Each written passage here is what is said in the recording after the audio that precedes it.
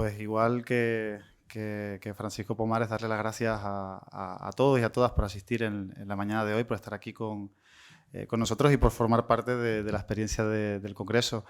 Lo hicimos, como decía Pomares, el primer año adscritos al Campus América de la Universidad de La Laguna. Fue una experiencia, la verdad, que curiosa. Fue justo antes de hacer el último salón del cómic que hicimos completamente presencial, y la verdad es que desde entonces hemos tenido ganas de volver a reunirnos como estamos reunidos hoy. Es un auténtico placer contar con Adela. Adela es una de esas personas que se ha ido incorporando al Congreso a medida que ha ido pasando el tiempo, y que hemos conocido gente dentro del mundo de la academia que nos ha ido conectando con otras personas. Precisamente la incorporación de Adela a la Cátedra Cultural Moebius, que también organiza este Congreso, y a todas las actividades que estamos llevando a cabo de este tipo, porque no hay que olvidar que Adela también ha participado en otras actividades de la Fundación Cinemascómic, como mesas redondas que hemos organizado virtuales dentro del Salón del Cómic, y estoy seguro, si se queda contenta con la experiencia de ahora, que seguirá colaborando con nosotros y estrechando esos vínculos de la Universidad de La Laguna con la Universidad de Valencia, porque ella, además de ser profesora de la universidad, también pertenece al Vicerrectorado de Cultura, con lo cual creo que, entre otras cosas, además de no solo disfrutar de la ponencia que nos trae en la mañana de hoy, vamos a tomar nota de muchas cosas que nos va a contar para seguir creciendo como congreso. Fue precisamente Antonio Altarriba y Dulce las que nos trajeron hasta tu contacto, y creo que la verdad que ha sido provechoso por ambas partes, y sobre todo por la posibilidad, como decíamos, de tenerte hoy aquí. Pues Adela, sin más, darte la bienvenida a esta cuarta edición del Congreso. Gracias por ofrecer la conferencia inaugural. Gracias por sumarte. Yo espero que hayas disfrutado de la estancia en Canarias y que disfrutes de lo que te resta. Y recordarles, bueno, la ponencia va a ser sobre mujeres, cómic y mujer. Francisco Pomares decía que una de las actividades que están adscritas al Congreso es esa exposición, Ilustradoras e Ilustradas, que les recuerdo que hasta el día 30 se puede visitar en el Parlamento de Canarias, y que esta tarde pues tendremos el gusto de enseñárselo a Adela después de visitar la Fundación Cinemascómic. Bueno, pues sin más, les voy a pedir un fuerte aplauso, por favor, para Adela, sí, y lo dejamos, bueno, al principio y al final. Al final. ¿Y si nos gusta lo que os cuento? Bueno, pues por si acaso que aplaudan ahora. Un fuerte aplauso y les dejo con ella. Gracias, Adela. Dentro de los ejes de trabajo, lo que a mí me interesa en el ámbito del cómic, que es inmenso, y tengo muchos intereses, a veces encontrados, otras no.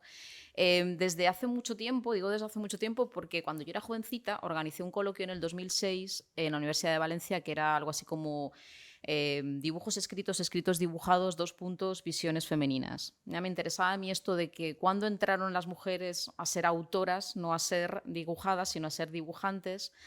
Y entonces, pensando un poco en esta idea, ¿no? Como veis un poco en el título, que me lo he inventado esta mañana, de la representación de la mujer en el cómic, y teniendo en cuenta la exposición que visitaré esta tarde, que bueno, ya he visto alguna cosa en redes, ¿no? De ilustradoras e ilustradas, porque también me interesa la ilustración, y hace unos años también estuve en un catálogo de una exposición en la NAO, en el Centro Cultural de la NAO, que es el que yo dirijo, y que está adscrito al Vicerrectorado de Cultura de la Universidad de Valencia, pues estuve reflexionando acerca de cómo tradicionalmente las mujeres han estado más en contacto con el mundo de la ilustración, especialmente con la ilustración del cuento infantil, del cuento de hadas, del cuento folclórico, y cómo a partir de la incursión de la mujer, utilizo la palabra incursión, que es casi del vocabulario guerrero, ¿no? Una vez que la mujer participa de manera activa en la creación de cómic, vamos a decir más o menos a partir del feminismo de la segunda ola, finales de los años 60, principios de los 70, en España más tarde, claro, cómo volvemos otra vez a la ilustración. Ahora hay un boom de la ilustración femenina, pero pasando, digamos, por esa compuerta que ha sido el cómic y que lo ha transformado todo, ¿no? Más o menos ese es un poco va a ser el eje de mi intervención, y a partir de ahí yo voy a contaros una serie de cosas y a ver si os interesa. Bueno, lo primero que voy a decir y además lo voy a decir así, sin ningún tipo de problema, es que quizás el noveno arte, quizás el medio del cómic como lenguaje, como medio de expresión y medio artístico, quizás ha sido el último reducto, y lo digo bien, los irreductibles galos, como Asterix, en una de las artes en las que la mujer ha tenido más dificultad para penetrar. Y mira que es difícil, lo sigue siendo en otros ámbitos. Y además, no lo digo yo, es una cuestión de estadísticas. Podríamos hablar de cine, que ahora vendría, podríamos hablar de literatura, pero quizás, como digo, el cómic es donde más ha costado encontrar esa presencia clara, digamos, visible, esa visibilización de la mujer en tanto que autora, en tanto que dibujante y guionista, o ambas cosas a la vez. No ha sucedido así en la ilustración. Bueno, os pongo algunos ejemplos. Esto es un psicorretrato de Rachel Deville, no tanto en la ilustración o en otras artes visuales, como pueda ser el cine, pero sí que es verdad que el cómic se ha considerado como un medio extremadamente varonil, tanto en la producción como en la recepción. Al menos en el imaginario colectivo siempre pensamos en el determinado tipo de lector y de visionador de cómic. Y en este caso podríamos pasar horas hablando de teorías que no voy a presentaros porque sería un poco tedioso, de teorías feministas acerca de la imagen de la mujer representada en las artes desde la antigüedad.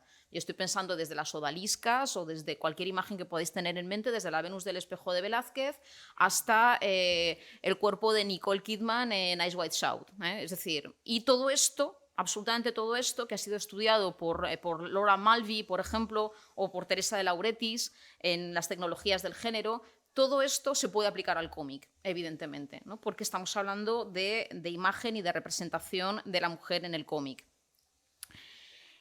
Hace mucho tiempo, cuando digo hace mucho tiempo, estoy hablando de hace casi 20 años, yo pensé de una manera un poco naif, una tipología de representación de la mujer en el medio, en la historieta, como digo, muy esquemática, muy sencilla, muy sencillota. Entonces, en esa representación yo pensé en, bueno, a ver que tengo un poquito aquí de...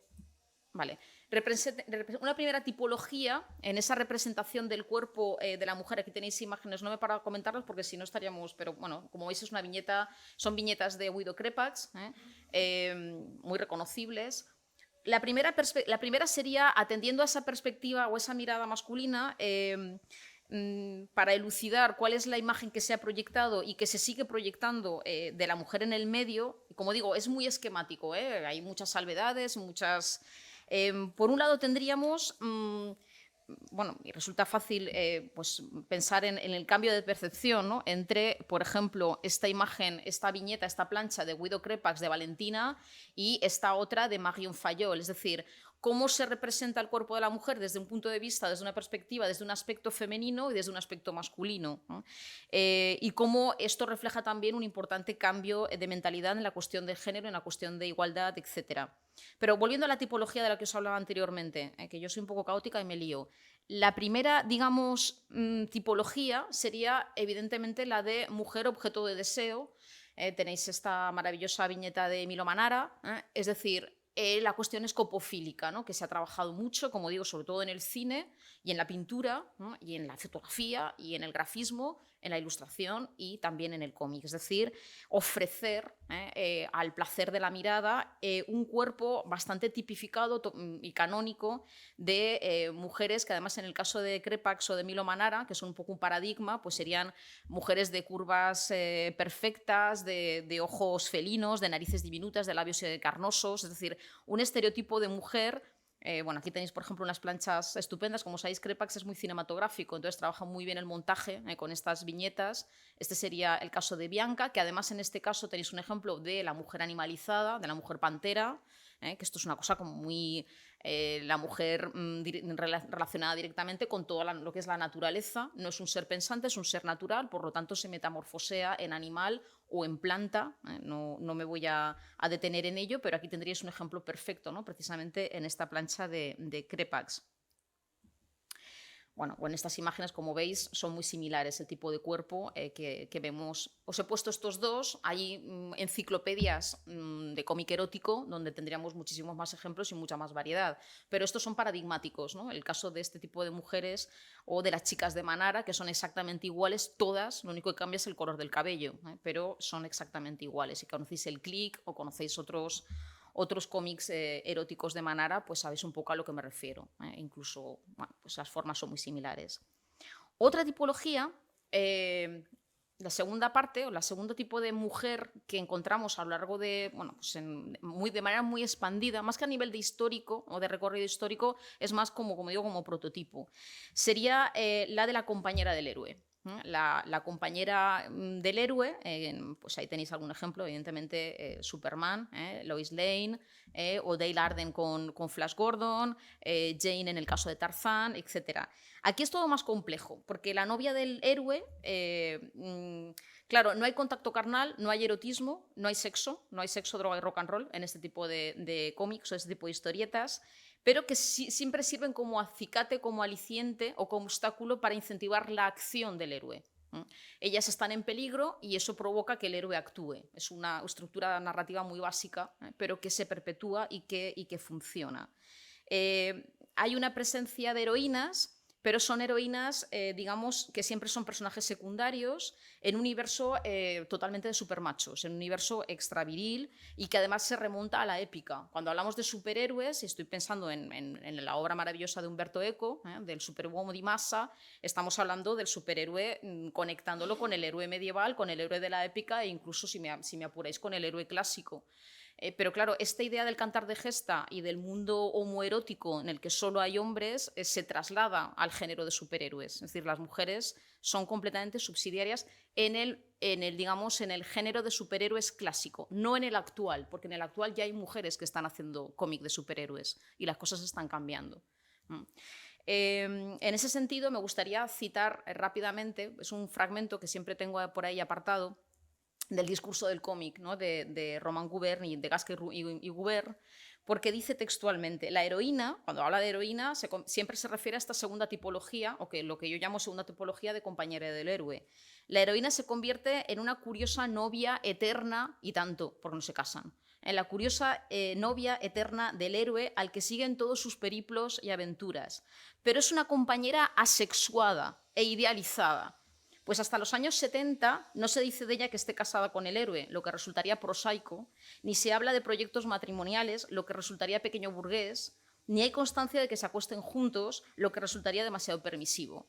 Por lo tanto, está en una especie de limbo, ¿no? Es la novia eterna, nunca mejor dicho, es esta Lois Lane, es esta Dale Arden, de Flash Gordon, os he puesto imágenes de los antiguos. Y, como digo, son víctimas potenciales. Son las víctimas potenciales que en el momento más inoportuno se encuentran en apuros y provocan estas situaciones comprometidas que hacen que sus partener masculinos actúen. Pero además es un modelo que, como sabéis, aparece constantemente en el cine y si pensamos en sagas de aventuras como Indiana Jones, ya sabéis a qué me refiero. Si habéis visto El Templo Maldito, pues en esa película en concreto, la segunda parte, la segunda entrega, el personaje femenino, esta rubia que siempre está en apuros, no para de gritar, se le cae una serpiente encima, etc. Y Indiana Jones actúa cada vez que ella se encuentra en problemas. Bueno, ahí tenéis algún ejemplo más. El tercer tipo de mujeres en la historieta, como digo, estoy siendo muy esquemática, hay salvedades, etcétera, etcétera. Es curioso porque a partir de los años 60, de finales de los 60, mayo del 68, New Age, época del hipismo, feminismo de segunda ola, etcétera, nos encontramos con el personaje o la tipología de la superheroína en toda su gama, es decir, desde la más estereotipada a la que lo está menos. Pero sí que nos encontramos con estas mujeres superheroicas que son demasiado increíbles para ser reales o cotidianas. Tenemos el caso de Supergirl, que es la prima de Superman. Tenemos quizás el más paradigmático es el de Wonder Woman, porque además sabéis que hace relativamente poco tiempo, pues todas estas películas de Marvel, DC se están llevando al cine y en concreto esta superheroína se ha puesto muy de moda. Es aquí tenéis, curiosamente, Elisa McCausland, que es una teórica española de la Complutense, que trabaja mucho estos temas. Hace unos años publicó este estudio, que es Wonder Woman, el feminismo como superpoder, y utiliza la figura de Wonder Woman precisamente para hablar de estas cuestiones. Y, como digo, lo que sucede con este tipo de superheroínas, tenemos todos la vertiente femenina de todos, pues de Batman, pues Batwoman, etcétera, es que con estos atuendos de superhéroes, pero en versión sexy, con un físico tan contundente, son producto de la revolución sexual de los años 60, pero son, digamos, se encuentran en el entre dos, porque no sabemos muy bien si son reivindicativas o al contrario, lo que hacen es perpetuar ese placer de la mirada escopofílica, ¿no?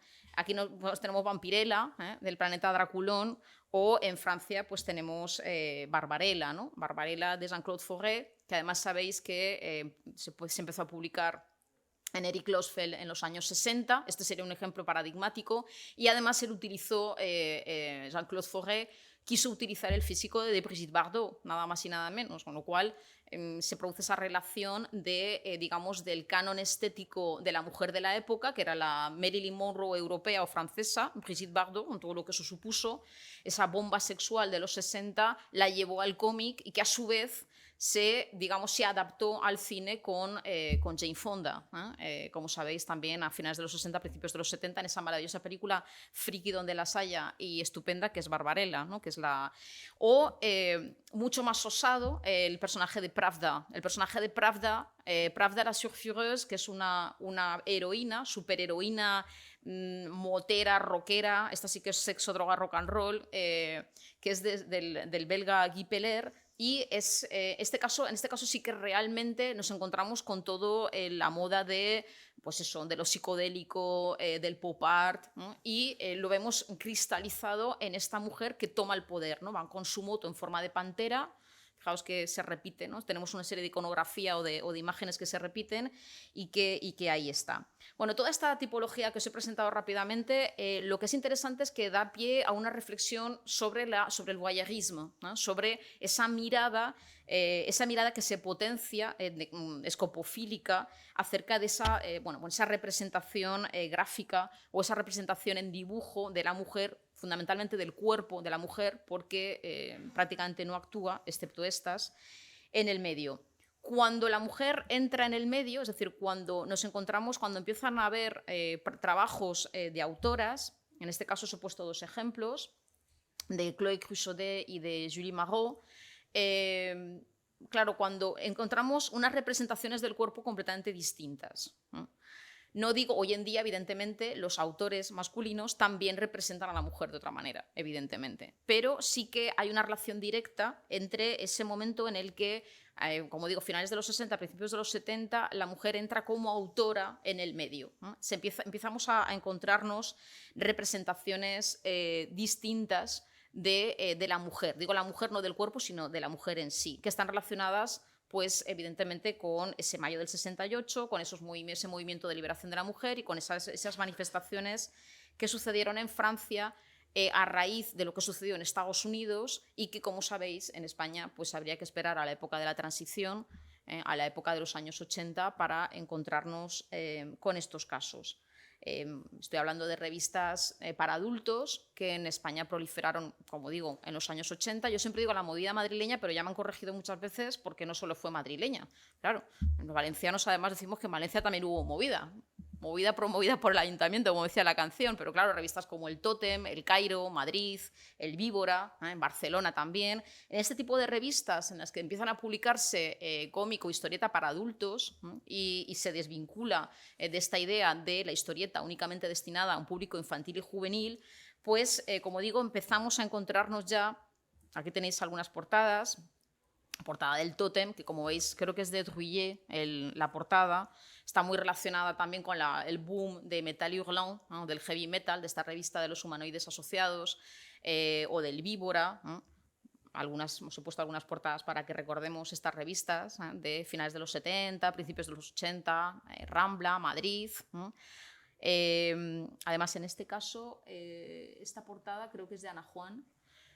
Bueno, pues como digo, en estos años 80 entran lo que se llamaban las chicas las chicas de las revistas, que eran todas estas, Mariel, Marica Vila, que además en este momento no solo sigue produciendo, sino que además defendió una tesis en el 2017 y ha pasado al otro bando, ahora también es teórica y además se interesa mucho por cuestiones de género. Ana Juan, el recorrido de Ana Juan es muy interesante porque ella es valenciana, aunque diga que no, se ha vuelto madrileña, es broma. Ana Juan empezó publicando en Madrid, en el Víbora, y luego lo dejó y se pasó a la ilustración y ha sido Premio Nacional de Ilustración, tiene muchísimas portadas en el New York Times, en el New Yorker, perdón, es una gran figura en la ilustración, pero empezó precisamente al contrario, empezó con el cómic, ¿no? Cuando normalmente el proceso normal, digamos normal entre comillas, es ilustración cómic. Laura Pérez Bernetti, que sigue activa y que ha colaborado con Antonio Altarriba, y que además está siempre muy relacionada con el tema de la adaptación a la literatura, Asun Bálzola, Ana Miralles, Victoria Martos, es decir, estos nombres son los nombres de autoras, de mujeres que hacían cómic e ilustración en aquellos años y que se vinculan, que se introducen en el cómic cuando se abre el mercado, cuando se abren estas publicaciones como digo, al público adulto o a los receptores ya adultos. En Francia sucedió esto. Es importante, hay muchas publicaciones sobre Ananá, sobre esta revista en concreto, en la que solamente se publicaron 9 números. Empezó en 1976 y se publicó hasta 1978 y se censuró. Es curioso, en Francia, a finales de los años 70 se censuró la revista porque se consideraba demasiado la cosa. Y siempre es una revista que además en el subtítulo era hecha por y para mujeres, con lo cual es un poco contradictorio, porque cuando pensamos en el término, yo he reflexionado mucho también sobre la cuestión del cómic femenino. Cuando hablamos de cómic femenino, no confundir cómic femenino con cómic hecho para mujeres, que esto ya sucedía en los años 50 con las Floritas, Marilós y las Azucenas. Es decir, claro, cómic femenino hecho por mujeres o pensando en ser recibido por mujeres o ambas cosas o no, ahí hay mucha polémica. En este caso, estamos a finales de los años, en la segunda mitad de los años 70, y sí que es una revista que además está también publicada por los humanoides asociados, les humanoides associés, que publicaban también Metal Hurlant. Por lo tanto, hay bastantes concomitancias, ¿no? de intentar cambiar incluso a nivel estético, de ser más arriesgados, más independientes. Esto de la independencia, también ahora lo haremos un poquito a partir de los años 90, y de la independencia me refiero del gran mercado. Y ahí nos encontramos, como digo, con un caldo de cultivo interesante, ¿no? Y de potenciador de que las autoras, dibujantes y guionistas, entraran en este mercado. Nos encontramos con autoras, por ejemplo, estupendas y maravillosas como Bretéché, que falleció hace un par de años, Claire Bretéché, que ella no participó en Ananá, ella no quiso, ella iba por libre, pero que fue muy importante porque ella creó el Eco de Savane y además, a nivel de prensa, fue una de las mujeres, conjunto con Florence Stack, más importantes en Francia. Ahí tenéis a su famoso personaje Celulitis, que es estupendo y maravilloso, con ese humor cáustico. Aquí tenéis otro ejemplo de las madres. Ese trazo que tiene tan rápido Bretéché en todos los sentidos. Aquí tenemos a Agripina también. Bueno, pues volviendo a esta revista, aquí tenéis, os enseño algunas portadas. Una portada dedicada, la última creo que fue la del incesto, que es el número 9, a criticar la moda, etcétera. Estas publicaciones, como digo, de Ananá, no tenían nada que ver con esto, nada que ver. El choque, el cambio es brutal. La Gazette de Lisette, Fillet, fijaos en estos diminutivos enet, que serían los diminutivos en castellano, es decir, sería el Fillet, Niñita, Bernadette, serían los equivalentes en España a todas estas revistas de Consuelo Gil, las Azucenas, las Floritas, los Mariló, Un enredo de familia. Fijaos en cómo incluso el dibujo estaba completamente tipificado. Las dibujantes tenían unas consignas claras de cómo debía ser el canon de belleza de la época, e incluso los trazos estaban, en estas no tanto, pero en España desde luego sí.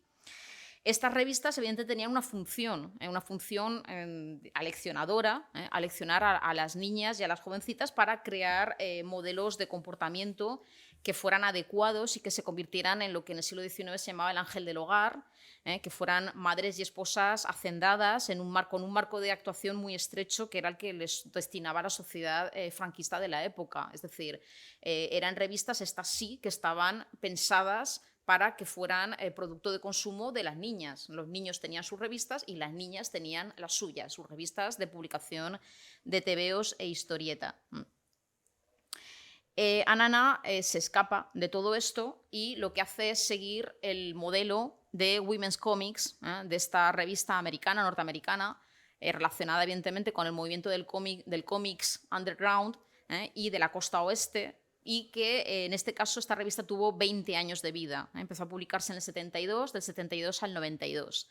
Y en esta revista, que firman grandes figuras, por ejemplo, Aline Kominsky, bueno, pues veis que evidentemente el tratamiento del cuerpo y las problemáticas cambian radicalmente. Digamos, es el foco que inicia esta protesta de representación y de autorrepresentación del cuerpo, que se aleja diametralmente de las revistas de los años 50 y de principios de los 60, y estas autoras, Aline Kominsky o Trina Robbins o Roberta Gregory, son, digamos, el modelo a seguir por las francesas y más tarde por las italianas y mucho más tarde por las españolas. De hecho, las españolas ya, digamos que esta fase la tienen un poco como ya superada, pero es importante porque estas revistas crearon realmente un cambio en la conciencia e hicieron que muchas mujeres, en fin, no tantas, que las mujeres entraran, digamos, en el medio. O por ejemplo, esta última que os presento, Brujas, sorcière, con todo esa simbología, de esa terminología, de ese concepto de la bruja como mujer anarca, independiente. Esta fue publicada también en los años 70 y la directora era Xavier Gauthier. Como digo, la revista Nana, vuelvo a ella, fue publicada en un momento importante, en un momento crucial, y provocó realmente un antes y un después en Europa. Esta también se publica al mismo tiempo que revistas como Linus, como Totem, revistas que publican cómic para adultos, y que aborda todo tipo de problemas, pero que estaban especialmente relacionadas con la sexualización o estaban relacionadas con la relación conflictiva con el cuerpo femenino, ¿no? Hablaban de incesto, de violación, de aborto, y se alejaban totalmente, estratosféricamente, de esas heroínas edulcoradas a la espera de un príncipe azul para ser, como digo, esas abnegadas madres y esposas. Las portadas, bueno, ya os las he mostrado un poco anteriormente, pero las portadas eran contundentes y provocaban pues un cierto escándalo, porque aparecían pues en los kioscos o en los lugares de compra de prensa. Aquí las tenéis también. Y lo que hacían era fundamentalmente, todas ellas, ahora os pondré algunos ejemplos de autoras que publicaban en Ananá, lo que hacían era, con un humor muy ácido y con una buena maestría de pluma, pues denunciar, ¿no? Esas violencias que eran ejercidas o que sufrían las mujeres. Hablaban de prostitución, hablaban de machismo, hablaban de una serie de temas que hasta ese momento habían sido temas tabú. Y que también intentaban romper con determinados estereotipos relacionados con la maternidad. Acordaos de las viñetas de Claire Bretéché, ¿no? Sobre las madres, y pues abordaban una serie de temas, por ejemplo, el derecho también al propio placer, temas muy de los años 70, ¿no? muy circunscritos a esa época, pero que es importante recordar porque gracias a ese momento pues, se brincó un escalón, y a partir de ese momento pues, hubo un gran cambio en cuanto a la representación de la mujer en el cómic y también en cuanto a la intervención de la mujer en el cómic. De entre todas ellas he seleccionado a 4 para enseñaros 4 ejemplos. Una de ellas es Nicole Clavelou, y Nicole Clavelou me interesa especialmente porque ella es fundamentalmente ilustradora, ¿no? Aquí empiezo también un poco a imbricar la cuestión de la mujer autora de cómic y la mujer ilustradora. Ella empezó en la ilustración, participó en Ananá en unas cuantas viñetas, tiene un álbum que se llama La mano verde, y después volvió a la ilustración. Y de hecho es muy curioso porque ella lo que hace es, tiene una versión erótica de La Bella y la Bestia, por ejemplo, lo que hace es mucho subvertir el género del cuento de hadas. Y esto es muy curioso porque partimos de esas mujeres que eran ilustradoras de cuento infantil, y cómo luego lo actualizan y le dan la vuelta. Un ejemplo de Nicole Clavelou sería este, en el que hace una mezcla de los cuentos. La madrastra, como veis, está satanizada y la niña, que es una especie de Blancanieves, al final acaba teniendo una relación con el gato con botas y tienen hijos híbridos. O sea, es este rollo. O sea, hay una nota de humor muy fuerte, pero al mismo tiempo hay mucha reivindicación. Aquí de lo que evidentemente se está hablando es de las relaciones interraciales, etcétera, etcétera. Pero siempre lo hace a través del cuento de hadas, ¿no? Un cuento de hadas revisitado, actualizado y desacralizado. O en este cuento que es La connasse et le prince charmant, que es la gilipollas y el príncipe azul. ¿Por qué la gilipollas? Perdonad el insulto, pero es que lo pone así, la connasse. Pues porque veis cómo las viñetas verticales, eso también es, los años 70, es muy de innovación a nivel gráfico de la plancha, pues la niña va creciendo hasta convertirse en adulta, tiene unos angelitos que le van diciendo, tiene como los dibujos animados, el angelito y el diablito, ¿no? El angelito le dice, espera, que vas a conocer al hombre de tu vida, vas a conocer al príncipe azul. Y el diablito le dice, no, mujer, tú lánzate, ¿no? Como la canción de Sabina, pisa el acelerador, que estos son 2 días. Bueno, pues la mujer espera hasta llegar a la última viñeta, hasta llegar a la última plancha, perdón, en el que el príncipe azul, que también es un vejete, llama a la puerta, pero cuando se conocen le da un telele y se muere. O sea, es así. Es decir, claro, moraleja, pues chicas, carpe diem, cóligo virgo rosas, dejad de esperar al príncipe azul toda vuestra vida porque es absurdo. Nada, aquí hay que disfrutar y vivir. Bueno, pues ahí lo que está haciendo es darle la vuelta a todos estos estereotipos, como digo, del cuento de hadas aleccionador y a través del cómic y de la introducción de los bocadillos, del diálogo y del lenguaje, de ese maravilloso lenguaje híbrido que es el cómic en sí, pues lo desvirtúa. Otro ejemplo es Kelek. Bueno, Kelek es mucho más fuerte, ¿eh? También os lo digo, preparaos un poquito porque Kelek hace cosas de este tipo, ¿no? Bueno, pues es como muy gótica, ¿no? En este caso es un parto, el niño nace muerto y hace un comentario sarcástico, es decir, ahí ya se empiezan a subir las tintas, como digo, de este humor negro muy, muy negro. O en esta historia en la que bueno, se habla del cuento del soldadito y la bailarina, no me acuerdo ahora muy bien del cuento, pero algo así, el soldadito de plomo, ¿no? Y la bailarina, y en este caso, como digo, como ella es muy gótica y le gusta mucho, pues eso, ahora sería un poco nuestra Marilyn Manson, pero en el cómic, ¿no? Pues ella sufre un accidente, se queda sin una pierna, entonces es un poco estos cuerpos desmembrados, este cuerpo monstruoso de lo infinitamente grande, lo infinitamente pequeño, desperdigado, en esta historia también en el que se casan, es un poco freak show, ¿no? Son 2 hermanas siamesas, como veis, que se casan con 2 señores y en el día de la boda pues las separan a la fuerza. Bueno, en fin, es un poco...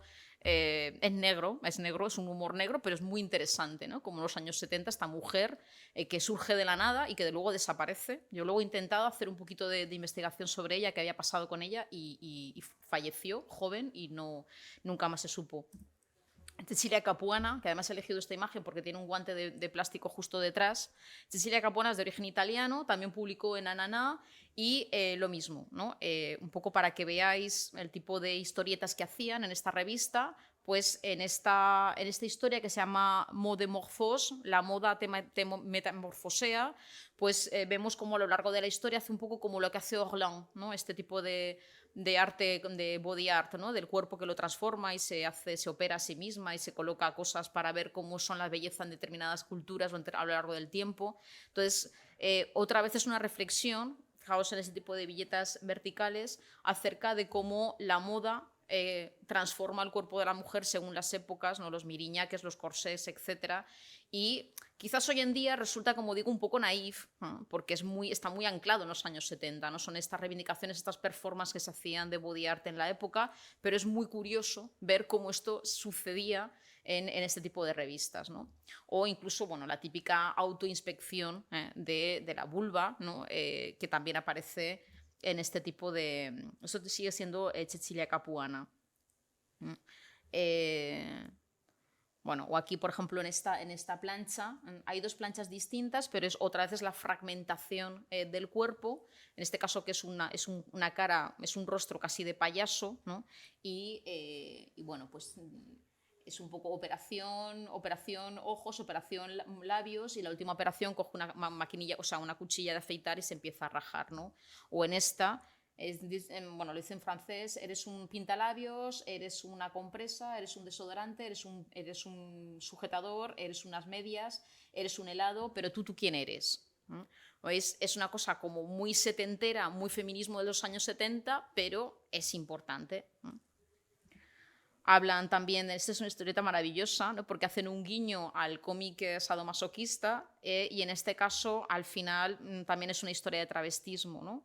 O en esta, ¿no? En la que se habla del complejo de Edipo, ¿no? Y vemos a esta madre monstruosa también con muchos ojos, y juegan otra vez con el diálogo del famoso final de Caperucita Roja, ¿no?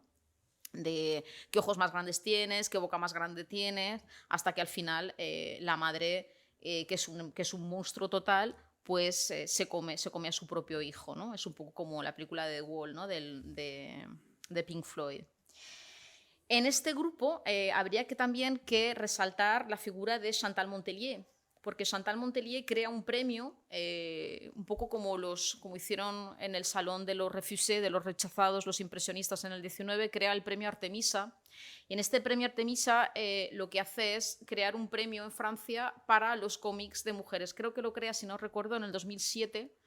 2006-2007, y desde entonces se sigue, digamos, es un premio que tiene mucha importancia y que se sigue, digamos, otorgando a autoras de cómic. Digo que es importante porque, como digo, siempre estamos con una cuestión de visibilizar. Sabéis que hace unos años, creo que fue soy un poco mala para las fechas, pero creo que fue en el 2016, hubo una reyerta total en el Salón de Angoulême porque no se otorgaban premios a mujeres, es decir, no había premios importantes a mujeres. De hecho, creo que menos a Gossanger y a Marjane Satrapi no se les daba premios a las mujeres. Entonces, esta mujer, Chantal Montelier, que además es muy reivindicativa, hace un tipo de cómic muy social. Por ejemplo, aquí en Shelter, ¿no? Crea una historia distópica en la que están encerrados en unos grandes almacenes. Esto parece como una película de Romero de los zombies. Están encerrados en unos grandes almacenes y les dicen que no pueden salir porque ha habido una guerra mundial y bueno, pues es rollo post-apocalíptico y el aire es irrespirable. Y entonces dentro de este centro comercial se crea como una especie de campo de concentración y bueno, pues esta sería la Joy Division, ¿no? en el campo de concentración. O en este cómic de Chantal Montelier, es un poco para que veáis el cariz, ¿no? de lo que ella hace. En Odile y los cocodrilos, pues cuenta la historia de una violación. Es un poco una Uma Thurman en Kill Bill, es una chica a la que han violado y decide vengarse de los cocodrilos, que son los hombres que la han violado, y se convierte en una mujer vengativa, o como la novia bestia de negro de Truffaut, ¿no? Y entonces ahí vemos, por ejemplo, hay una imagen también surrealista, ¿no? De esta misoginia. Bueno, pues esto sería, digamos, un poco lo que sucede en los años 70. De ahí pegamos un salto a los años 90, y en los años 90 lo que sucede en Europa, vamos a decir en Europa en general, y en España también en concreto, ahí proliferan una serie de editoriales que yo llamaría independientes, pero entre comillas, ¿no? Porque yo no sé hasta qué punto en el mundo del editorial se puede hablar de independencia. Pero digamos que igual que surgió este movimiento de la nueva ola, de la Nouvelle Vague en los años 60 en Francia, que intentaran alejarse del cine comercial, del cine espectáculo y hacer un cine de autor, esta famosa etiqueta de cine de autor, ¿no? Que la acuña Astruc, Alexandre Astruc, esta idea de que para hacer cine de autor, de confundir la pluma con la cámara, uno no debe ser siervo del dinero, sino que debe tener independencia para poder hacer lo que le dé la gana y no depender de la productora. Bueno, pues esto se traslada al cómic, especialmente en estos años, en esta década de los años 90 del siglo pasado. Y surgen editoriales, en España también, los años 90, los años 2000, como Sin Sentido o Astiberri, ¿no? Este tipo de editoriales. En Francia, la Asociación, que la conoceréis por Marjane Satrapi, ¿no? Que publica Persepolis en la Asociación, o Ego Comics. Es decir, hay una serie de editoriales que tienen esa intención, tienen la intención de, digamos, de alejarse un poco de la mercadotecnia que podemos encontrar en otras editoriales, que es totalmente lícito, pues como pueda ser Glenat o editoriales más heavy, más fuertes, y esto se relaciona con un relanzamiento también del cómic femenino, entiéndase cómic femenino por cómic hecho por mujeres. En España, por ejemplo, Sins Entido, porque se escribe así, Sins Entido, tenía una colección que no sé si continúa, creo que ya la han quitado, que era Sin Nosotras, que la dirigía Eloise Guerrier. O Glénat, por ejemplo, tenía una colección que se llamaba Chicks con X, que la dirigía Marc Alpena. Y es curioso porque es como las grandes editoriales se dan cuenta de que hay un filón para explotar y crean colecciones destinadas a publicar cómic de mujeres, hecho por mujeres. Igual que en ocasiones yo me encontraba, ahora ya no, porque esto ahora ya está un poco diluido, pero yo me encontraba hasta hace poco en los rayón, ¿cómo se dice? En las mesas expositivas de las, por ejemplo, en la FNAC, ¿no? De las bibliotecas, o de las, perdón, las bibliotecas, de las librerías, encontraba cómic femenino, ¿no? Y ponían todo agrupado los cómics hechos por mujeres, ¿no? Me hacía mucha gracia, ¿no? Es esta idea un poco confusa, o incluso Thierry Grunstein, ¿no? Que es un teórico muy conocido, que hizo el sistema del cómic, el sistema de la bande dessinée, pues Grunstein creó una editorial que se llamaba la Editorial del Año 2, porque empezó en el año 2002, y también creó una colección de mujeres, ¿no? Que era la colección rasgos, trazos femeninos. Es decir, hasta qué punto hay un boom que además se relaciona con el boom del autobiocómic, de esta palabreja que ahora se utiliza mucho, pero que es así, que son las autoficciones y las autobiografías hechas sobre todo, bueno, también por hombres, porque hay muchas, pero por mujeres, y que se adhieren de alguna manera a esta idea, a esta especie de entrada, de corriente, de afluente, en las que se puede reflexionar mucho acerca de por qué en ese momento hay una serie de, como digo, de confluencia de cosas que hacen que potencien el que aparezcan muchos nombres de mujeres en la autoría, ¿no? Y además es curioso, bueno, aquí pongo un ejemplo de Satrapi porque es muy conocida, supongo que la habréis leído todos, los 4 volúmenes de Persépolis, que luego se publicó en un volumen entero, y como sabéis, es un poco el catalizador. Yo creo que a partir de Marjane Satrapi, que es principios del año, creo que es 2000, 2003, no me acuerdo exactamente las fechas, pero es principios del año 2000, que han pasado 20 años, que parece que fue ayer, pero han pasado 20 años. Yo creo que se produjo algo interesante, y es que mucho público o mucho lector visionador que no conocía el cómic o no le interesaba el cómic, empezó a leer cómic.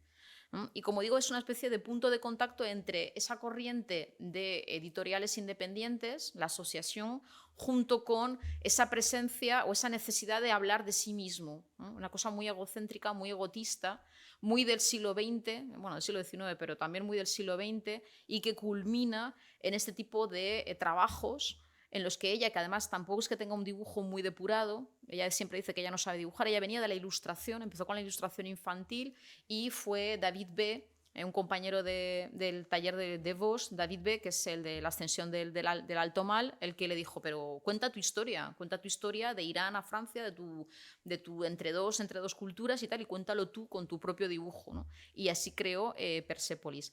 Y os cuento todo esto porque estamos hablando de autografema. Cuando hablamos de autoficción o de autobiocómic, no hay que utilizar esa palabra porque realmente no es autobiografía, es autobiocómic.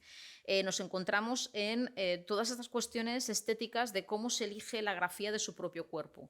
Es decir, ya no es cómo la mujer representa el cuerpo de la mujer, de otra mujer, sino cómo se autorrepresenta, ¿no? Y cómo también las mujeres dibujantes y guionistas muestran el cuerpo, cómo lo sienten y cómo lo muestran. En este caso, en el caso de Phoebe Glockner, ella también venía de la ilustración médica.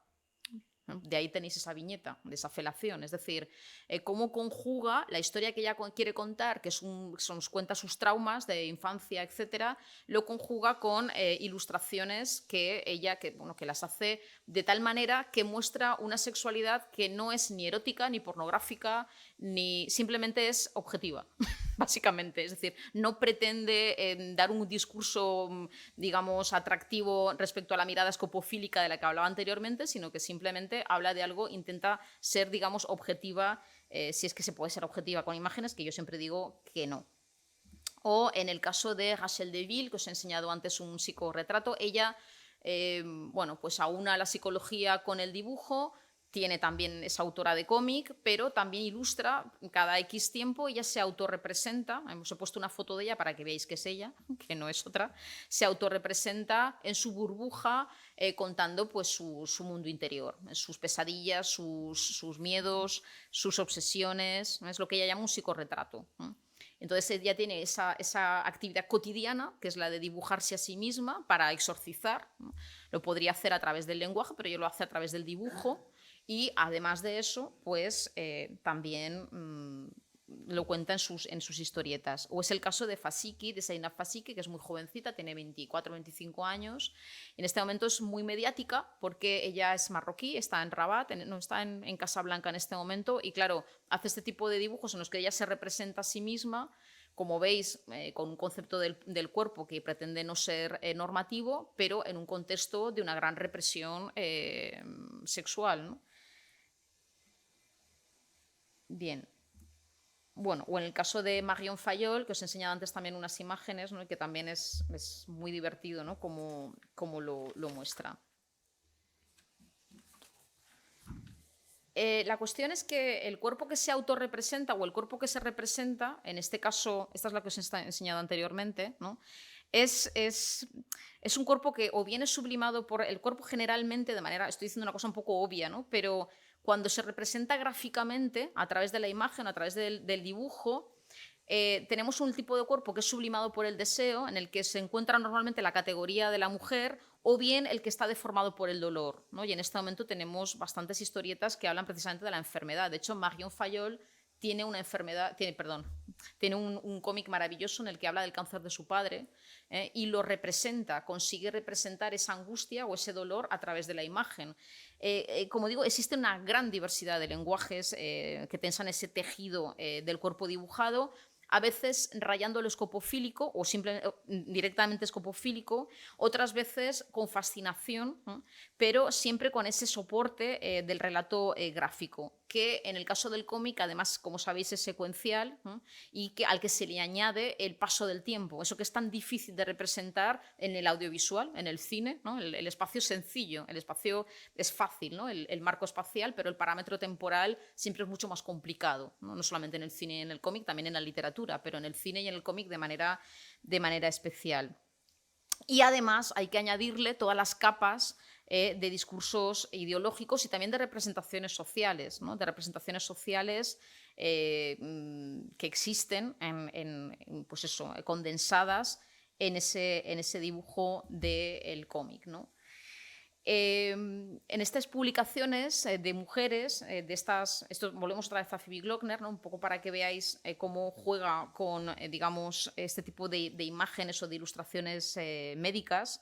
En este tipo de publicaciones, el cuerpo desnudo, la manipulación del cuerpo, la sexualización o no, siempre es un motivo de reivindicación de espacios para estas autoras, ya sean autoras de cómic o ilustradoras. Y además, como digo, está totalmente relacionado, este es otro ejemplo de Aurélia Aurita, que también se autorrepresenta ella misma, teniendo relaciones con Frédéric Boilet, que es un autor de cómic, por lo tanto cuentan la misma historia, su historia de amor, pero con dibujos distintos y en historietas distintas. Ella a su manera, con su dibujo, sus trazos y su perspectiva, y él a su manera. No es una obra a cuatro manos, sino que cuentan lo mismo, pero con dos perspectivas distintas. Como digo, es interesante adentrarse en este mundo y, bueno, lo que sucede es, y cito a Marika Vila, que os la he presentado anteriormente, es que en realidad cada mujer habla desde su posición, desde su contexto y desde su circunstancia. No hay una cosa, por mucho que os haya presentado una tipología al inicio, no se puede, digamos, homogeneizar, sino que cuando las mujeres hacen cómic, pues es igual que cuando lo hacen los hombres, es decir, la diferencia estriba simplemente en el empoderamiento de espacios. Otros ejemplos, ¿no? Pues en el Comics Underground, esta es la quebequense Julie Doucet, que también se autorrepresenta, también tiene toda una obra autobiográfica, ¿no? Y que, bueno, pues es muy totalmente, pues eso, Comics Underground, ¿no? O la que os he comentado anteriormente, Phoebe Glockner, ¿no? Como digo, abordan una sexualidad que es difícil a veces sería difícil de asimilar en otro medio. Eso es una cosa que también me ha interesado mucho, que es el poder de representar lo irrepresentable. En el tema de Ananá o en el tema actual, porque estos son todo cómics de los años, pues eso, los años 90, principios de los 2000, aquí está hablando de un abuso de su padrastro. Es interesante, bueno, a mí me interesa el hecho de que en el cine, por ejemplo, es mucho más complicado representar la violación de una niña, por ejemplo. El otro día leí, el otro día me estaba mirando un poco así la prensa por internet y hacía no sé cuántos años de Irreversible. ¿Os acordáis de la película con de Mónica Bellucci, que es violada en tiempo real, etcétera? Es decir, este tipo de cosas o este tipo de imágenes pasan en el cómic, pero no en el cine. Y no es el único ejemplo, ¿no? Pero en este caso en concreto es muy curioso cómo el medio, cómo el cómic permite determinados mensajes relacionados con el cuerpo, con la sexualidad, y en este caso con la violencia, que es mucho más difícil, digamos, de que pasen a través de otros medios como pueda ser el cine. En España tenemos autoras también interesantes como es Laura Pérez Bernetti, fijaos en el trazo, y que hace un tratamiento, un estilo inconfundible, ¿no? Cuando trata la cuestión de la sexualidad y del cuerpo.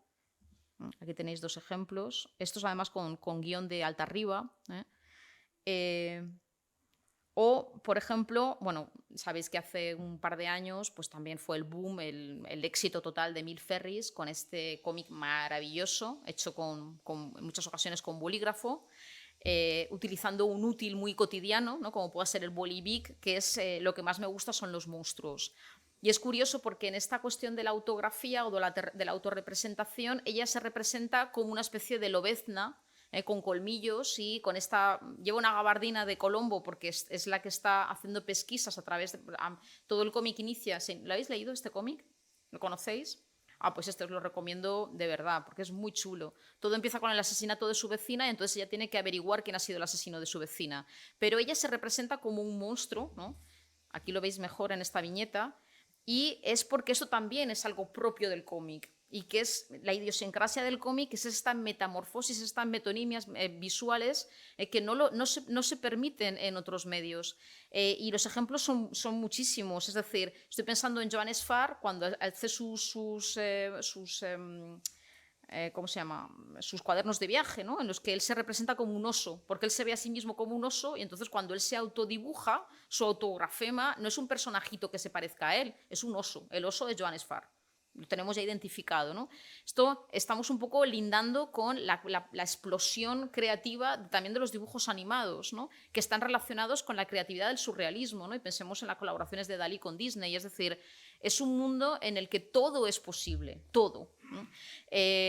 Tanto es así como, bueno, pasamos de Emil Ferris a la española Clara Tani Tarquet, que en Guasalón se autorrepresenta como una lavadora, ella es la lavadora. O en Quien ama las fresas, ella y su madre tienen cabeza de fresa. Las conversaciones son filosóficas, hay todo tipo de comentarios acerca de la vida, cuestiones metafísicas, pero ella decide representar su cabeza es una fresa y su madre también tiene cabeza de fresa. Y el título es eso, ¿Quién ama las fresas? ¿No? Esto es de una riqueza increíble, la capacidad que tiene este medio precisamente para esa representación de lo íntimo y de la idiosincrasia de cada uno. Y en ese sentido también quería citar la importancia de lo que se conoce en otros medios como los relatos de familia, los relatos de filiación. Dominique Viard es una gran teórica sobre este tema. Los relatos de filiación consisten en hablar de sí mismo pero a través de la familia, o de cómo nos ven los otros y sobre todo los miembros de tu propia familia. Y bueno, pues esto es objeto de estudio desde la psicogenealogía hasta la memoria histórica, ¿no? En este caso, sabéis que también en este momento hay un boom de la memoria histórica en el cómic en España. No, podría citar de nuevo otra vez, evidentemente, a Antonio Altarriba, porque tiene desde El arte de volar hasta el que dedica a las salas de, ¿cómo se llama el de su madre? Que ahora no me acuerdo. Las alas rotas, es decir, en el que en realidad él está hablando de sí mismo, pero lo está haciendo a través de la historia de su padre en primer lugar y de su madre en segundo lugar. A esto me refiero con relatos de filiación, es decir, a cómo nos construimos a través de nuestra familia, ¿no? De la cuestión de las relaciones humanas, ya sea en un tono confesional o no, simplemente por una cuestión de originalidad. Os pongo algunos ejemplos. Por ejemplo, en Lobas, a Rachel Deville, que es la misma que os he enseñado de los psicorretratos, nos habla en Lobas, primero lo publicó en español, aunque sea ella francesa, nos habla de ella y de su hermana gemela. y lo que hace es que se metamorfosean en lobas. Ella va contando su transformación, esto es como Alicia en el País de las Maravillas, habla de su transformación en la adolescencia, pero esa transformación lo hace a través de esa animalización, y son lobas porque cuentan todos los traumas de su padre que las abandona, la madre que las trata como una bruja, etc.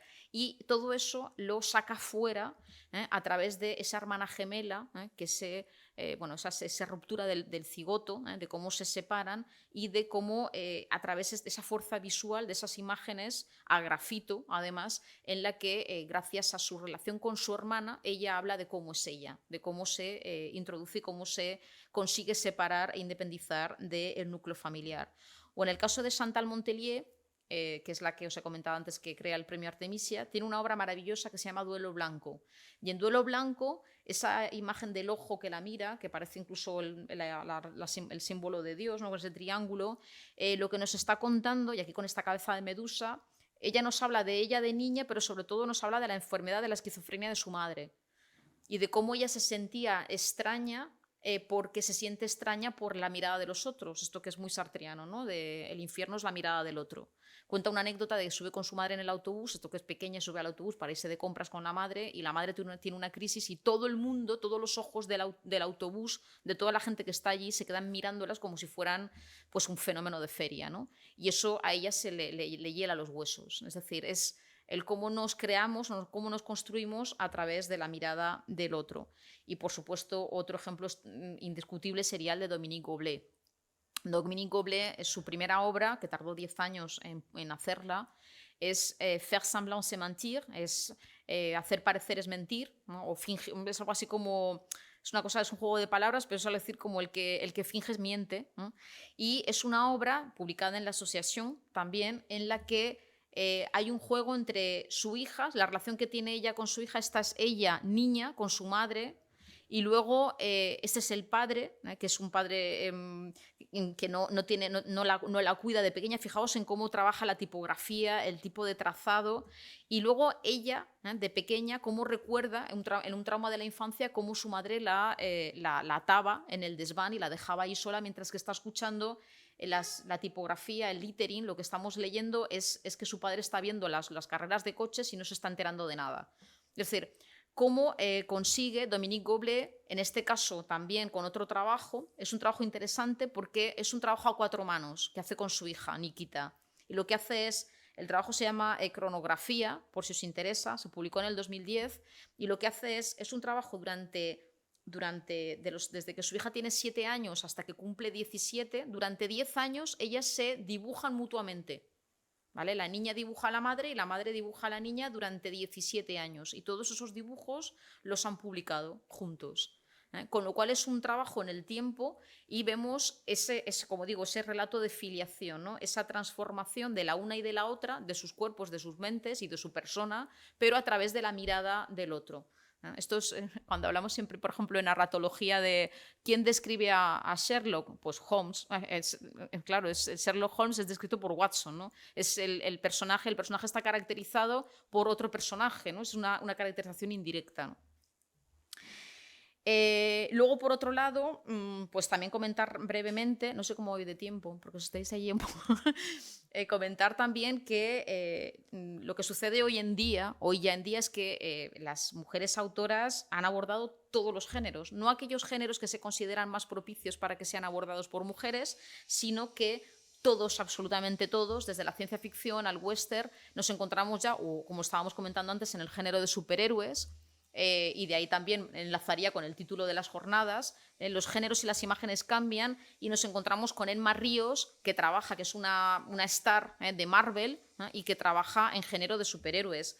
O nos encontramos con María Medem, que hace un cómic poético, o de Maite Alvarado, que hace un tipo de cómic prácticamente sin texto, sin texto, y hace realmente, ahí tenemos la portada de María Alvarado, la otra plancha es de María Medem. Hacen un tipo de cómic en imágenes, con imágenes secuenciadas, pero sin texto. Esto sería Emma Ríos, veis alguna plancha de Emma Ríos para que veáis un poco también el estilo y el grafismo, y que hace un tipo de cómic, pues como digo, abordando todo tipo de géneros. Y luego, por supuesto, comentar que también hay mujeres, bueno, yo me podría decir que yo también, pero querría señalar sobre todo a dos grandes teóricas, que trabajan cuestiones de cómic y de feminismo. Una sería Elisa McCausland, Elisa McCausland, que además es una de las fundadoras de este colectivo de autoras de cómic, y también el caso de Marica Vila, ¿no? Marica Vila, que además es muy interesante porque ella es de las pioneras, de las que empiezan a publicar en estas revistas de los años 80 en Barcelona, en este caso en Barcelona, en Rambla, etcétera, y después pues publica su tesis, El cuerpo ocupado, bueno, está en catalán, El cuerpo ocupado, iconografías del cuerpo femenino como espacio de la transgresión masculina en el cómic, y que bueno, ha comisariado exposiciones muy interesantes, y además en este momento pues es una teórica, digamos, importante. Bien, no sé cómo voy de tiempo, pero voy a... Es que no lo sé, no tengo... ¿Cómo? Vale, pues entonces, brevemente, como me quedan 10 minutos, y así luego podéis participar y hacerme preguntas y decir, ¿pero qué dices? Quería conectarlo con esta exposición que se llama Ocultas e Ilustradas, porque en realidad tanto las autoras de cómic como las ilustradoras, como las meigas, a ver, las haylas, pero muchas veces es una cuestión de que no han sido visibles, más de que no hayan existido. En el Centro Cultural, voy a hacer un poquito de publicidad, en el Centro Cultural de la Nau, en mi universidad, hicimos hace unos años, creo que exactamente fue en el 2018, una exposición en la que hacíamos un recorrido histórico por las ilustradoras valencianas desde el siglo XVIII, desde el siglo XIX hasta la actualidad. Y la comisarió Mac Diego y Cristina Chumillas, y quería enseñaros si puede ser, pequeño vídeo. Disculpadme porque no se oye muy bien, pero básicamente lo que están diciendo es un poco lo que estaba comentando yo al principio. Es decir, hay ilustración de mujeres desde el siglo, vamos, lo único que sucede es que no era visible. Cuando se introduce en el cómic en los años 70 o en los años 90, cambia el discurso, su propio discurso, y pegan con fuerza a partir de los años 2000, pero con otro tipo de temáticas. Y nos encontramos, bueno, os pongo algunos ejemplos de ilustradoras, como sería el caso de Ana Juan, ¿no? Ana Juan, que hace ilustraciones, en este caso es un Blancanieves también completamente, pues eso, actualizado. El caso de que tiene portadas en el New Yorker, como os había anunciado anteriormente. Paula Bonet, que ahora se ha pasado a la pintura, ya ha dejado la ilustración, que es muy conocida. Eso serían ilustraciones de Paula Bonet, como siempre relacionadas, en este caso, con el cine, ¿no? París, Texas, Truffaut, María Herreros. También, bueno, como veis, las referencias son claras, ¿no? Al cine, en este caso a Audrey Hepburn, ¿no? O este tipo de Carla Fuentes. Esto es un poco las ilustradoras que estaban expuestas en esta exposición de ilustración de mujeres, ¿no? De Laura Castelló, Sara Luz. Es, como digo, es un universo de una gran exuberancia, de una gran fecundidad y de variaciones infinitas, y que se impulsa además en este momento gracias a Internet, ¿no? Que no hay que olvidarlo, precisamente los nuevos formatos y las grandes posibilidades de visibilidad y de difusión que les otorga las redes, ¿no? Especialmente, bueno, pues Instagram, etcétera. Y además ese poder de narración únicamente en imágenes, y en esa bueno, pues no tenemos la parte del texto escrito que se añade, que se combina y que es híbrido con la imagen, pero esa fuerza narrativa que tiene la propia imagen, pues en este caso no se pierde. Y bueno, os paso alguna imagen más. Cachete Jack, que son dos chicas muy jovencitas, ¿vale? Como veis, además es muy pop art. Vale, esto sería Cachete Jack. Nuria Riaza, ¿no? Que lo que hace es bueno, pues trabajar con el boli Bic, como hemos visto en la de Mil Ferris, pero además le añade la cuestión del bordado, cosa que es muy significativa, muy simbólica, ¿no? Porque esto de la ilustración oculta era un poco trabajo de Penélope. Nani Serrano, ¿no? Que trabaja con la aerografía. Como veis, las técnicas son muy distintas, ¿no? Mar Hernández, Malota, Ana Peñas, que, bueno, como se ha dicho, es la primera mujer que ha tenido el premio nacional de cómic, premio nacional con Estamos Todas Bien, pero que también ha hecho ilustración. Ana Peñas, que además trabaja muy bien la cuestión del collage con la fotografía y con la parte cotidiana, ¿no? Es potenciar la parte cotidiana. Cristina Durán, que además fue la autora del salón, del cartel del Salón del Cómic de este año. Y bueno, pues hasta hoy en día, hasta el 2022, podríamos afirmar, pero bueno, lo podría afirmar sin utilizar frases grandilocuentes, que las mujeres han conseguido adentrarse y participar en ambos mundos, en el mundo del cómic, en el universo del cómic y también en el universo de la ilustración, como digo, con esa combinación de vaivén, que ha sido muy interesante, porque la entrada en el cómic les ha permitido volver a la ilustración, pero esta vez, digamos, sin ocultarse, sino al contrario, siendo bien visibles por la puerta grande.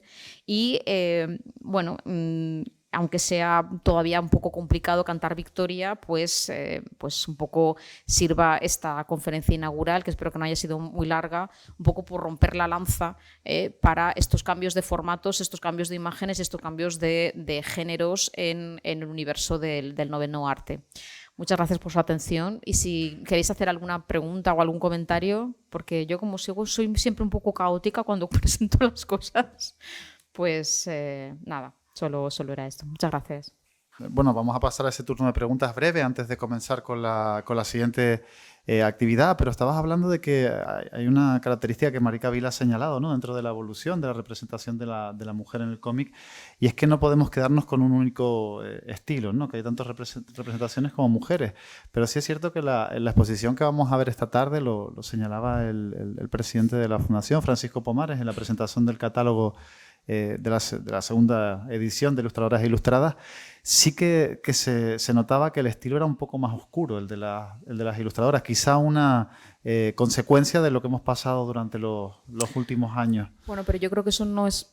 no lo sé, no he visto todavía la exposición, pero no creo que se deba al hecho de que sean ilustradoras, sino que simplemente están contando lo que han sentido, lo que han vivido, lo que hemos vivido todos y todas en estos 2 años, casi ya vamos para 3, de una situación marciana, porque no sé cómo calificarla, y que nos ha afectado a todos en todos los sentidos. Entonces, lo que están haciendo es transmitir, pienso yo, no la he visto, pero estarán transmitiendo esa negritud goyesca de este momento.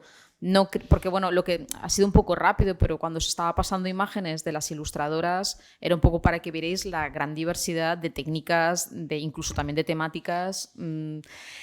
A ver, básicamente, y retomando un poco mi propia intervención, mi eje central, que no sé cuánto me habré desviado, pero seguro que mucho, era que en realidad yo publiqué hace tiempo un artículo que se llamaba La etiqueta cómic femenino, tal, un poco para desmontarla, ¿no? Entonces, claro, la cuestión es...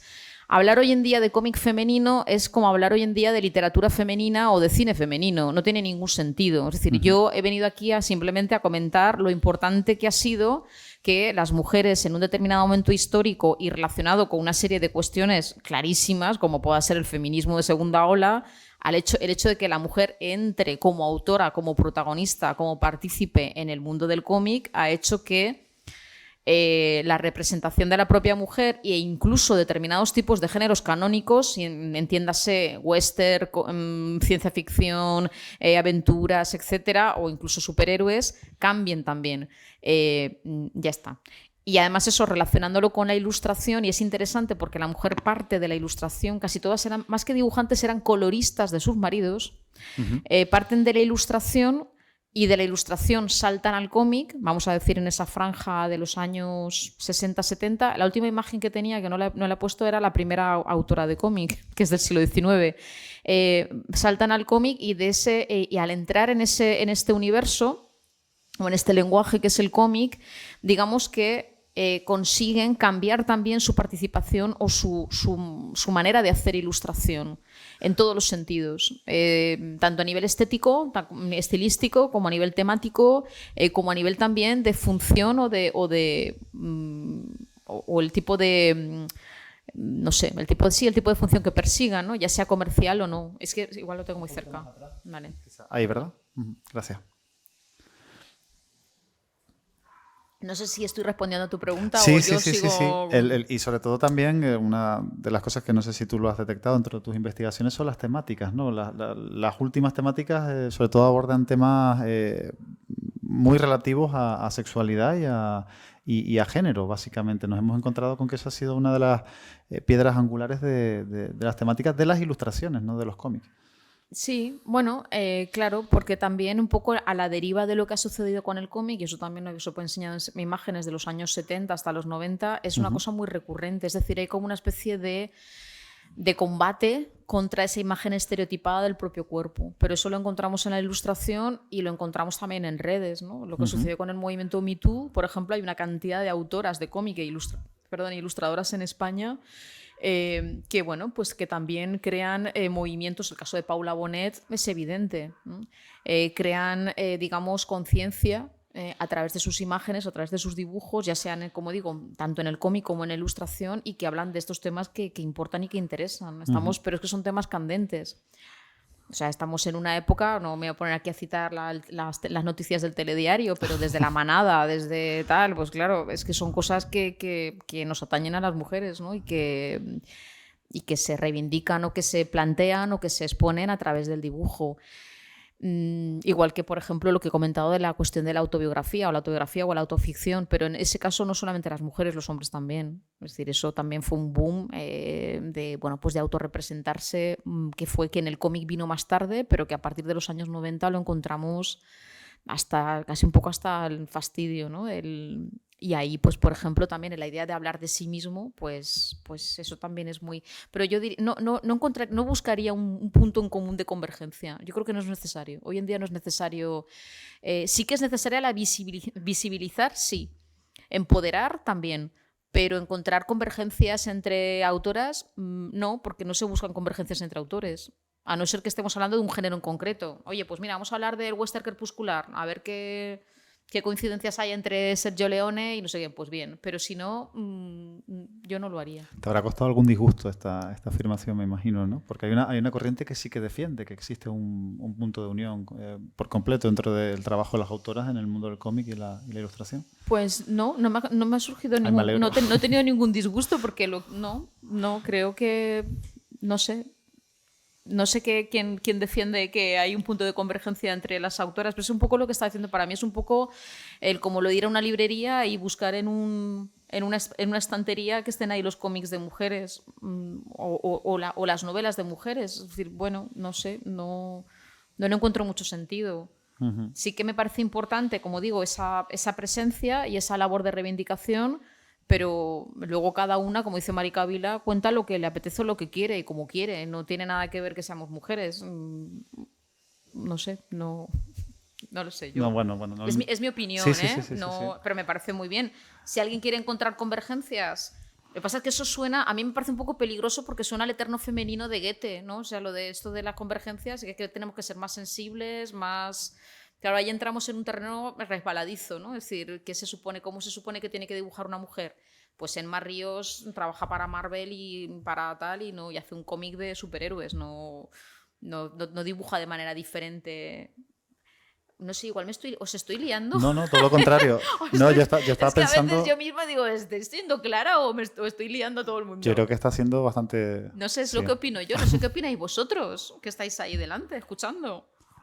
Bueno, por detrás tenemos una pregunta. Sí. Una pregunta precisamente con ese tema, porque sí veo una divergencia entre las autoras que realizan obras más personales, más de autor, más de autores, y luego las autoras que trabajan para un cómic mainstream, un cómic ya establecido, como comentabas ahora, yo ahí las veo a las autoras que siguen planteando el mismo prototipo de cuerpo femenino que hacen Su compañeros hombres.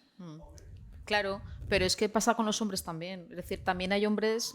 Es que claro, es hablar de hombres y mujeres, ¿no? También hay autores masculinos que hacen cómic íntimo y cómic de autor. Claro, el caso de David B., el caso de Pascal, o sea, es que hay tantos que hacen un tipo de cómic que no es para nada un cómic mainstream. Entonces, Lo que sucede es que hoy en día hay mujeres que hacen cómic más autobiográfico, más íntimo, más experimental, si lo queremos llamar así, o más cómic de autor, pero también hay mujeres que han entrado en el mercado y es estupendo. Ana Miralles con Jean lo publicó en Francia, no sé si se encargó, y le ha ido muy bien. Y hace un cómic, digamos, pensando en un público y hacer un cuerpo de mujer estereotipado. Es decir, ya nos podemos permitir, o ya se pueden permitir, que yo no soy autora, las mujeres ya se pueden permitir hacer una cosa u otra. Igual que los hombres. Es decir, hay autores, claro, yo no he hablado de hombres, pero hay autores que hacen cómics tremendamente interesantes a nivel de osadía estilística y también de temáticas que plantean. Claro. Bueno, no sé si hay alguna pregunta más por parte del público o algún comentario que quieran hacer con respecto a la charla de Adela. Adela, no sé cómo ves hacia dónde nos dirigimos. Una vez que has analizado todo este planteamiento histórico, ¿hacia dónde crees que desemboca esto? Pues yo espero que hacia la normalidad. Es que hay un apunte con respecto a lo que estabas diciendo. Yo espero a que esto sea simplemente que se convierta en algo historiográfico. Sí. Y claro, y que diga, pues en los años 70, fijaos que le censuraron tal. Claro, yo espero que, bueno, pues que como sucede en cualquier otro ámbito, pues que no se planteen estas cuestiones de cómic hecho por mujeres o cómic no hecho por mujeres. Será cómic hecho por el artista que sea, independientemente de si sea hombre o mujer. Todo esto parte de aquel coloquio que yo organicé cuando yo era muy jovencita y muy inocente, en el que a mí se me ocurrió no solo eso, sino además hablar de la relación entre la literatura y el cómic, no solamente a través de adaptaciones, sino a través de esa literarización de ciertas sistemáticas del cómic. Y además hecho por mujeres. O sea, rizando el rizo. Y a partir de ahí pues me planteé una serie de cuestiones. Vino Chantal Montelier al coloquio, vino Grunsten, vinieron todos. Yo era muy joven, me puse a invitar a la gente y además vinieron. Yo estaba tan contenta y ahí me di cuenta, me acuerdo que Chantal Montelier me dijo, no sabes dónde te has metido, esto es un mundo de hombres. Y yo decía, uy, no sé, no, estoy bromeando. Pero sí que es cierto que han llegado más tarde. O sea, han llegado tarde, tarde las autoras en el mundo del cómic, han llegado más tarde respecto a otros artes. También es verdad que la famosa reivindicación del cómic, que aún seguimos ahí, pues también ha llegado más tarde respecto a otras artes, como pueda ser la fotografía o el cine, etcétera. Es decir, ha costado más y está costando pues eso, esa reivindicación del cómic con todo su poder, con todo su poderío y toda su fuerza y todo su arte respecto a otras artes que se consideran como los hermanos mayores, aparte de, bueno, pues no voy a ponerme a hablar ahora aquí de esto, pero muchas veces incluso la ridiculización, ¿no? Como ¿A qué que crees que se debe, Adela, el que haya llegado más tarde al mundo del cómic? Pues a muchos factores. Eso Thierry Grunsten lo explica muy bien. Tiene un ensayo que se llama OCNI, ese objeto cultural no identificado, que es el cómic. Y entonces da una serie especifica claramente cuáles son las razones. Una de ellas precisamente es la infantilización considerada de manera peyorativa. Otra de ellas es la serialización, como que no tiene digamos, la potencia del arte con mayúsculas pictórico, por ejemplo, porque hay una serialización del dibujo y por lo tanto el dibujo pierde calidad. También a nivel sociocultural, es decir, hay una serie de cuestiones que han hecho que el cómic se haya entendido mal. Incluso, bueno, pues yo siempre repito mucho en clase, es un medio, porque mucha gente dice, es un género, no es un género, es un medio. Dentro del medio hay muchos géneros, pero es un medio. Y confusiones, la terrorífica etiqueta de paraliteratura, por ejemplo, que yo siempre digo, pues si no hay paralectores, ¿cómo va a haber paraliteratura? Hay algo paranormal, pero no... son muchísimas las razones por las que en la academia o en la universidad, y sobre todo además se hizo a través de los semiólogos y de los semióticos, los grandes teóricos, los iniciales teóricos, los pioneros de la teoría del cómic, y me estoy refiriendo pues en el caso de España a Romain Gubert, a Humberto Eco, a Roland Barthes, vienen del mundo también del cine, ¿no? Alain René, o sea, la gente que se interesó a trabajar el cómic desde la narratología, digamos, estructuralista aplicada al cine, luego lo aplicaron al cómic, pero viene un poco de ahí. Y hasta los años 60-70, que es cuando empieza a producirse o a publicarse cómic para adultos en estas revistas, precisamente, y que está ligado a ese digamos, a esas asociaciones que estudian de manera teórica y relacionadas con la universidad del cómic, el cómic era un producto consumido y consumible, pero sin darle, digamos, ese valor que hoy en día por fin se le da. Y aquí estamos, en unas jornadas hablando de cómic, ¿no? Bueno, pues Adela, muchísimas gracias Muchísimas gracias por compartir a este vosotros y momento a con vosotras nosotros. por escuchar.